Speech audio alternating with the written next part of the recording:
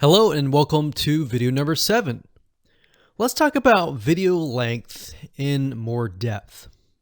So the big question is, how long should your video be? While yes, most folks have said that your video should be short due to attention span, and that's something that we've talked about in the past, and that definitely worked in the past, and that still is true that people's attention span are short. But today, in terms of YouTube, your video length should be longer, and here's why. Did you know that YouTube ranks your video based on how many minutes your viewer watches? We talked briefly about this in video number 1, but I want to talk about why that is the case. Statistically speaking, most people that we have found, based on statistics that we have seen in YouTube, most people watch about 50% of a video. Even the people that are interested in a video, they watch 50% of a video. So if that, in this case, is a 5-minute video, an average viewer is only going to watch about 2.5 minutes. Now, here's why that is important.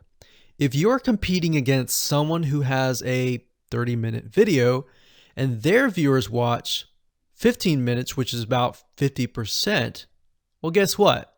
Even if they can have less viewers than you, they're going to beat you because they have a longer video. So if you got the 2.5, they've got the 15 minutes, they can send less people and still beat you.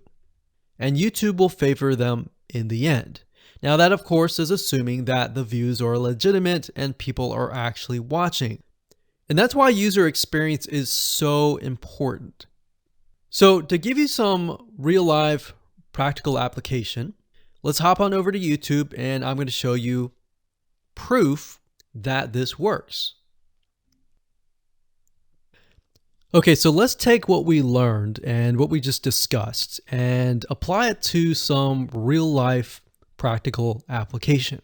So if we head on back over to youtube.com, we type in the keyword Instant Pot recipes, we can see this one, and this one.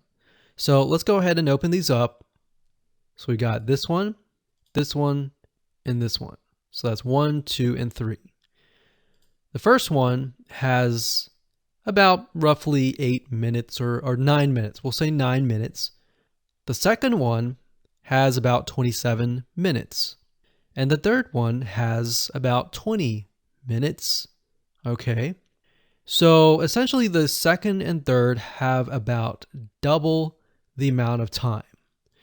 So like we talked about, most people watch about 50% or less, and then they quit.